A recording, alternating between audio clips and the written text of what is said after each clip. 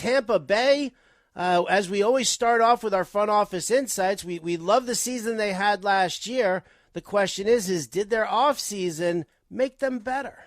I think it did make them better, and the highlight of what they did this offseason was signing former Philadelphia Philly right-handed pitcher Zach Eflin. They nailed him on a 3-year, $40 million deal. Finally got back to good health and really was starting to break out with the Philadelphia Phillies. So I thought they did a really good job on landing him. He was the only free agent they made. A lot of the trades they made had more to do with trying to free up roster spots than it did anything else, in some case dollars, including the deal that sent Ji-Man Choi to the Pittsburgh Pirates for right-hand pitcher Jack Hartman. They traded infield prospect Xavier Edwards, who they didn't think was going to hit enough. He goes over to the Marlins along with J.T. Chagua for right-hand pitcher Santiago Suarez and right-handed pitcher Marcus Johnson. Made a few other deals. Javi Guerra went to the Brewers for a player named later. Brooks Raley to the Mets for left-handed pitcher Keyshawn Askew. Look, all these trades, they had to get roster spots to put the prospects on the 40-man. But in terms of the actual team, the big move was bringing in Eflin, and then the big subtraction was Ji-Man Choi heading over to the Buccos. Okay, well, let's take a look around the diamond here. Let's take a look at the Rays. We look at these from a fantasy perspective. We know about reality. Fantasy-wise, though, who are we fishing for? Who are we leaving behind? Christian Bethancourt and Francisco Mejia behind the plate, Jim. First base seems to be a little unsettled. They're penciled in right now. They've got Yandy Diaz, Harold Ramirez, Isaac Paredes could get in some work there at first. Brandon Lau at second. The Paredes, Yandy Diaz situation at third. Wander Franco at short. DHing a variety of players. And then in the outfield, Randy Arozarena, Jose Siri, Manny Margot. That's what we're looking at for right now. How's this starting lineup look for you? Yeah, look, I think the key to the lineup is going to be Randy Arozarena, the left fielder, and, of course, Wander Franco at shortstop. They need both those guys to have breakout years, as they told me. I've had Eric Neander, the president of the team, Peter Bendix, the GM, and manager Kevin Cash on a variety of my shows, and they all point to they need Arozarena and Franco to finally live up to their potential. So they need big years from them. They need second baseman Brandon Lau. They need him to stay healthy and hit for power. They need 30 home runs from him. And then, as you mentioned, on the corners, Yandy Diaz is going to play first base. Isaac Paredes is going to play third. They like both of them. Diaz is going to hit for average, not a lot of power. Paredes is going to hit for more power. They kind of balance each other out. And then, they're all about the defense in right field with Manny Margot, which may not be as good as a Cabernet or a Merlot. But, look, at the end of the day, he can go catch it. He's got some tools. Jose Siri's got blazing speed if he hits enough. Who knows how many stolen bases he could have if he can steal first base. Harold Ramirez is going to, they told me, mostly be the DH. And as you mentioned, Bethancourt and Mejia sharing the catching spot. So, I kind of look at this, that they've got a young outfielder named Josh Lowe who has not looked good in the cup of coffee he had last year. Vidal Brujan, another speedster who has not shown he can hit the big league level yet. They still like both of those guys.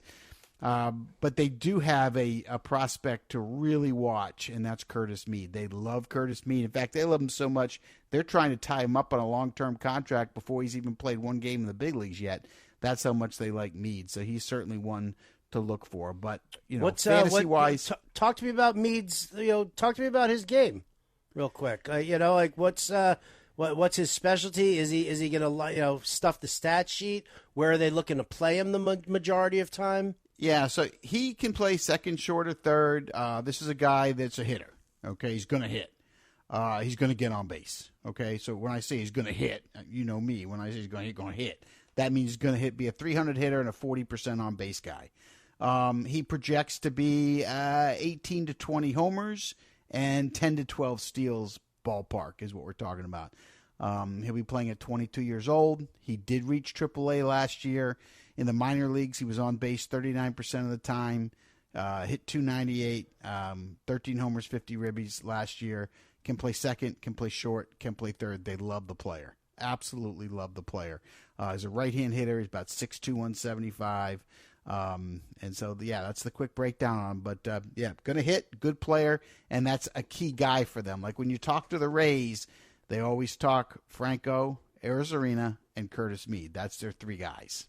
Okay, yeah, I mean, when when you lay out stats like that or possibilities for Curtis Mead, it definitely sounds a little Wander Franco-ish. But like you said, he's only 22 years old, as well as Franco. So a lot could happen with them. All right, so for fantasy purposes, that's where we're investing right now, and I'm perfectly fine with that, keeping it limited to the top players. Let's go to the mound.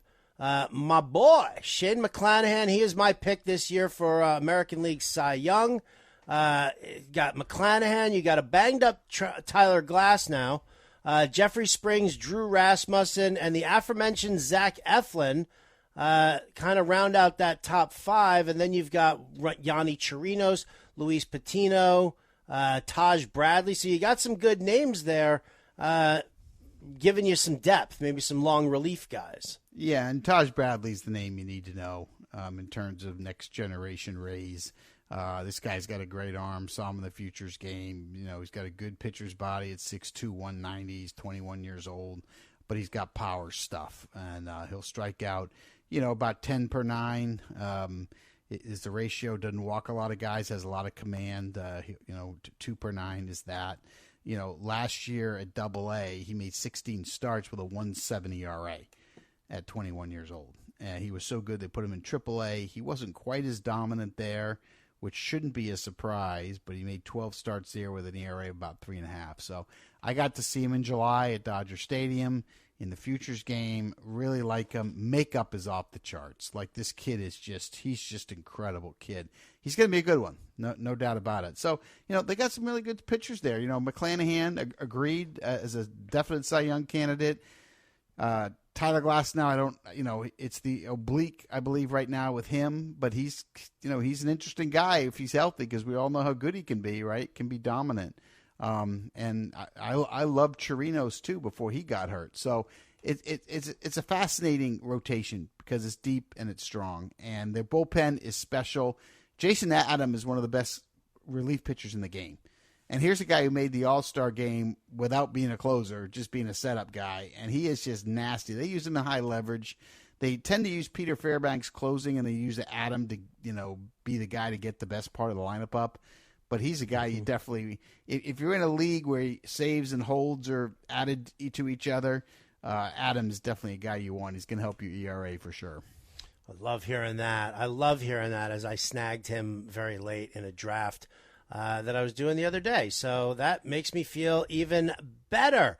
All right, so that's what we've got going on right now with the Rays. I mean, I guess we kind of touched a little bit here on the farm system. You talked about Curtis Mead. You talked about Taj Bradley. Any other names right there that we should probably make sure that we keep written down and close to us? I kind of like Carson Williams, the young shortstop. That might be a name to keep in mind. And I wouldn't completely ignore, not for now, but for waivers later on. Don't completely ignore a guy like Vidal, Brujan, or Josh Lowe, even though they've not done well in their little Starbucks that they've had at the big league level, cup of coffee they've had. Mm-hmm. They still are considered good prospects by Tampa Bay. So although I would not recommend drafting either one in fantasy drafts, I would recommend following them and watching them, especially if you need stolen bases, because Brujan, certainly if he ever gets a pathway and starts to hit, can certainly fill up that box quickly. It's very, very good to know. A lot of depth there with Tampa Bay, which works out well because, I usually ask you how the front office handles the season and whether or not they're going to, make moves if they're in it or if they're not in it. And always, it's financial is always the big key there with Tampa Bay. So let's wrap up some Tampa Bay Ray coverage here, Jim. You know what I'm looking for, man. You give me a sleeper, you give me a bust. Yeah, so my sleeper is going to be Curtis Mead that we just talked about. Probably doesn't start the year in the big leagues, but I think he's going to get there. I mean, just think about Tampa Bay. They don't go sign contracts on guys that are risky, right? They did do Wander Franco. They only do guys they know are going to be star players. They love Curtis Mead that much. So I think he's a sleeper in fantasy. I'm not saying draft him early. I'm meaning at the end of drafts. grab him at the end of drafts and park him there, because who knows, when he gets to the big leagues, you may need help in batting average or on base, and he might be able to deliver that for you. And my bust is Jose Siri. Siri's tools are so special. I love his tools. Power tool, it's there. Speed tool, it's there. Glove tool, it's there. Hit tool, not there. So I just kind of feel like he ends up being a bust, but it's like we all get excited about him, because how can you not be with the tools that this 27-year-old kid has, But I just look at him and go, I don't know if you're going to hit enough. I just don't know. So that's where I stand. He's a bust for me.